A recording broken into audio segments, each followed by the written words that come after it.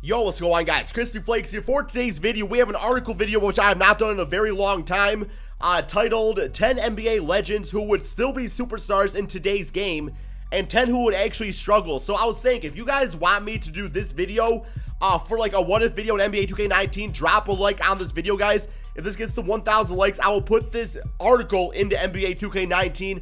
But for now, we're just going to talk about it and kind of give you guys my thoughts and opinions on the players listed here and if I think they would actually fit in the modern day NBA. So I see Michael Jordan and Charles Barkley on there. But this is an article by Griffin Leiden right there. So if you guys want to read the whole thing, link to it is in the description below. And here we go. So we have 6th seed, Shaquille O'Neal. Yes, because Shaquille O'Neal is like, what, like 572,000 pounds? I don't care if it's 1980. I don't care if it's 1990. I don't care if it's the year 3000.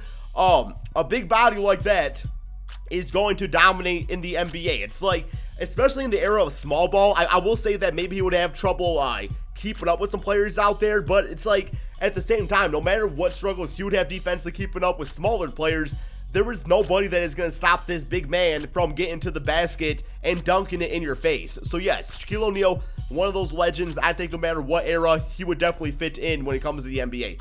All right, next up we have Struggle John Stockton.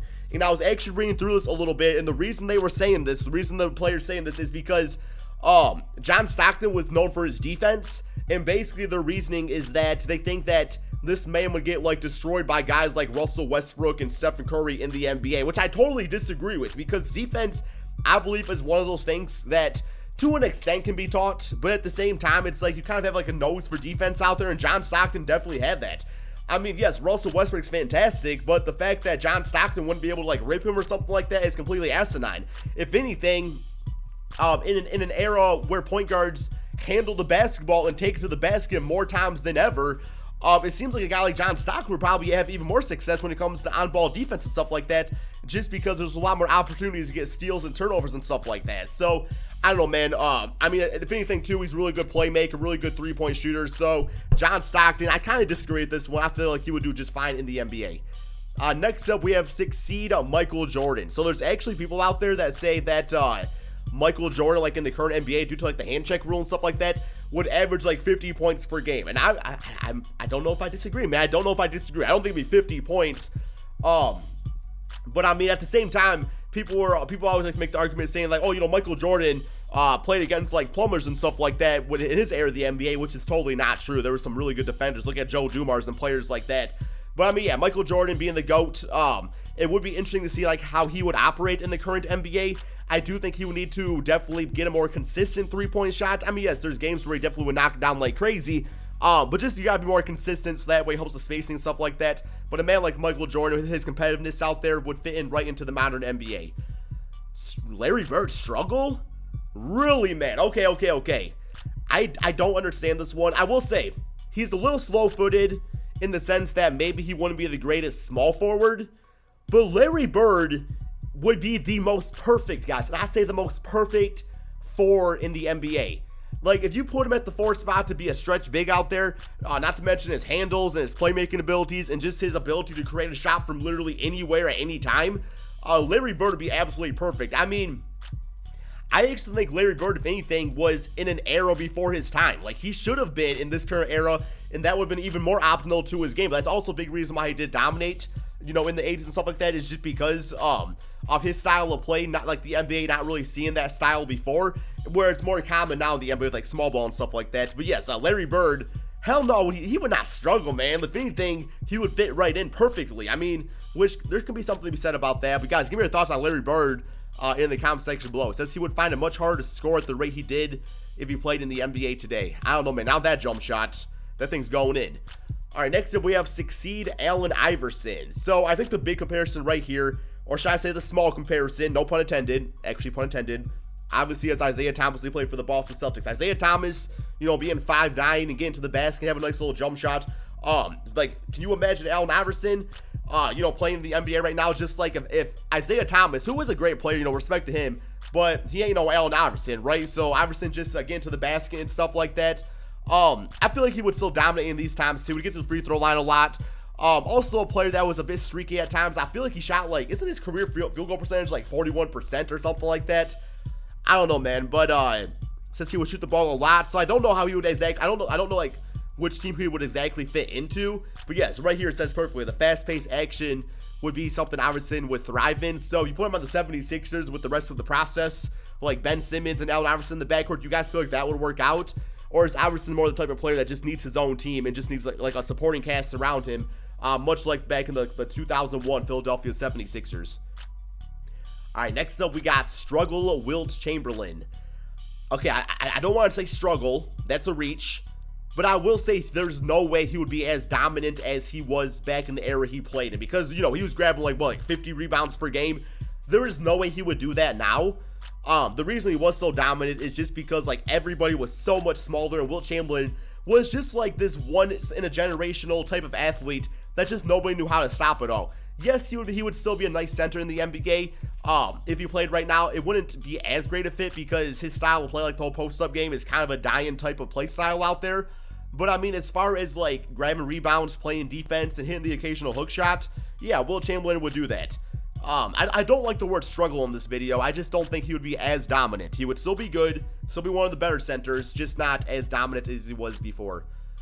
All right, next up we have Succeed Jason Kidd. So Jason Kidd was a triple-double machine. He didn't do anything like spectacular out there besides passing. His passing was on point, man. But yeah, but he did everything really well. Like, he was never gonna get you no 30-point games, but he would get you the 10 points, he would get you the 10 assists, and he would get you the 10 rebounds with a few steals in there. And that's exactly how the NBA is played today, man. If you have a guard out there that does out that, I mean, you look at guys like Rajon Rondo have had a lot of success like that. You look at Lonzo Ball, I mean, they're kind of trying to say that he's going to be like a Jason Kidd type of player. Although J. Kidd, in his most like absolute prime, was not really a good three-point shooter, which is something you need at the point guard position. I know a lot of people say that, Chris, you talk too much about three-point shooting, but fact of the matter, man, is that that's the direction the NBA has gone to. It's like that's why the Warriors are so dominant, because of their three-point shooting. So that's something he would definitely need to work on. Although eventually he became a really good three-point shooter. It was just very late in his NBA career. All right, next up we have Charles Barkley as a struggle again. All right, he's 6'6". I mean, he had pretty decent handles. His rebounding was spectacular. What makes you think a 6'6" power forward like him would struggle in a small ball NBA? Like, literally, he's like the ideal small ball power forward, man. And once again, yes, you can argue that maybe the reason he was so great back in the 80s and 90s is because, like, that was not really something that was, like, sought out. So he was able to take that craft and make it his own. So maybe in the NBA, teams would be more prepared for his style of play. I will say, too, once again, man, like he would definitely need to get a more consistent three-point shot. I think he shot maybe like 22-23% for his NBA career, which is not very good. I mean, he would definitely take the threes, just would not always make them. But, you know, the rebounding, the athleticism, the quickness, the strength, that would be definitely okay, man. That would definitely be okay. All right, next up we have Succeed Scottie Pippen. So I would have loved, I don't know if I would have loved to see this, but I guess we kind of did see it a little bit, like Scottie Pippen, like being able to run team by himself. But I will say that Scottie Pippen probably, like, is more of an ideal second option than a main option. So I wouldn't really want to see him as like a main option in the current NBA, but being like that second or third option, kind of like the small forward version of Draymond Green, or maybe I should say Draymond Green is the power forward version of Scottie Pippen, although Scottie Pippen way better scorer and stuff like that. But this is just one of those glue guys for an offense to be really successful, a guy that is going to do the scoring, get the rebounds, get the assists, play the defense. It's just those guys you need that don't really have big time egos where it's like, I need to be the main, you know, be like the main guy out here. No, he's going to go out there, play his role, and he's going to help you win championships. And that's exactly what Draymond Green does for the Warriors. I imagine that's what Scottie Pippen would do in this current NBA. All right, next we have Struggle Steve Nash. Okay, Steve Nash, I feel like would struggle in the current NBA if he didn't shoot as much as he should. Because I do feel like offensively, Steve Nash definitely like sold himself short at times. And in the current NBA, he definitely would need to, you know, shoot more and stuff like that. I know a big thing though is going to be people are going to say stuff like, oh, his defense is horrible. His defense was horrible back then, man, and he still got the shit done out there, man. He still went out there and was one of the best playmaking point guards of all time. So, since he was a great passer, used his quickness to run the offense, but he doesn't have the offensive talent to score. What do you mean? This dude was one of the most consistent scorers of all time. He just never freaking shot the ball. Let's move on. Succeed Oscar Robinson. I mean, if Russell Westbrook could average a triple-double, freaking Oscar Robinson going to average a freaking quadruple-double out there. Let's be honest about that, man.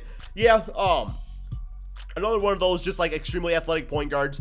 Another reason he was so successful too was because he was a player before his time, where he was one of those athletic based point guards where if you put him in the current NBA, the way he played back then is kind of how the game is played now. So yes, he would fit right in and just be a great point guard. I'm gonna start moving a little quicker through this here, guys. We got Jerry West as a struggle. Man, why y'all hating, man? Why would he struggle? Okay, I gotta read this, man. He's easily one of the most dominant scorers to ever stop in the hardwood. He doesn't have the athletic or defensive abilities to make a name for himself if he played out of the current era. Okay, there's something to be said about that. Once again, the word struggle is misused. He wouldn't be as dominant as the logo, but I still think he would be a starting caliber point guard and somebody that could run an offense and, you know, lead you to a championship. So, yeah. All right, we got Succeed, Hakeem Olajuwon. So, okay, since his best comparison is Joel Embiid, I actually do like that comparison a lot. Definitely a big-time post player. His athletic ability is absolutely amazing. I do think he, since he has an incredible touch around the rim and everything like that, and even a player that I think could have developed a three-point shot. Not like dominant or nothing like that, but to the point where maybe he could have shot like, I don't know, man. If he could have shot like 35% from three as a center, that would have been absolutely amazing for spacing. Because guys like Hakeem, they have so much skill, but they use the skill set that is best played to like the game plan and stuff like that. So I'm sure there's a lot of things out there Hakeem Olajuwon could have done, just we never really saw because of the era of basketball he did play in. We got struggle Moses Malone. Honestly, I don't know too much about Moses Malone. I know he was kind of like an athletic big center, operate a lot around like the basket and stuff like that. So, you know, more of like your traditional type of scoring center where he's going to post up and do things like that, use his body to get to the basket, which is just not really sought out in the NBA these days. That's why guys like Kenneth Faried or your Jahlil Okafers just don't really fit in the NBA anymore. Those are guys that probably would have been freaking dominant back in the 80s and 90s. Next up, we have Succeed Reggie Miller. Yes, one of the greatest shooters of all time.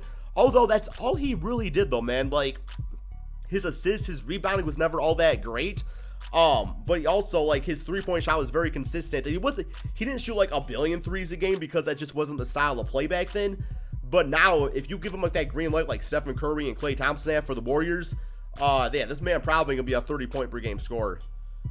Next up, we got struggle Isaiah Thomas. Yeah, 6-foot guard, definitely more physical base, never a great shooter, but it was always amazing getting to the basket and just like had like that toughness and grit out there, which you really don't see as much anymore. I will say yes, offensively, I think he would struggle more in the current NBA just because like the style of play. I feel like defensively though, he would probably still be one of the best guards to ever play defense. We got Succeed Kareem AbdulJabbar. I mean, yeah, would you all say Kareem's probably the best center of all time? Of course he's going to fit in the NBA, man. He's going to find a way to get it done. That's Kareem AbdulJabbar. I would actually like to see him on the Bucks, because that's the type of player they need right now. We got struggle. We got George the Iceman Gervin. You know, I don't think he would struggle. His style of play actually kind of reminds me maybe of like DeMar DeRozan, where it's like, you know, he's crafty, getting to the basket and slash and got the mid-range game. I don't know any like reason why he would. Oh my, he said he'd be a solid role player. Yeah, I don't really see like any reasoning why he would be a bad player in the NBA. I don't agree with that one at all. Succeed David Robinson. Another traditional center out there where it's just like he's a post-up player. You know, big body, gonna get you rebounds, can play some defense, I don't know, man, just like lock things up down low. I do feel like he is extremely athletic where he would be able to like step out and like stop guys on the perimeter and stuff like that too. It would be nice to see him on the Spurs play alongside somebody like LaMarcus Aldridge. But yeah, man, more of a traditional center. But I still think there is like a room in the NBA for guys like that anyways. Like not every single center out there needs to be somebody that can handle the basketball and shoot the three-point shots. Like guys like that are still sought out, I would say. And finally, oh my God, Magic Johnson as struggle? Are you serious? Bro, who wrote this article, man?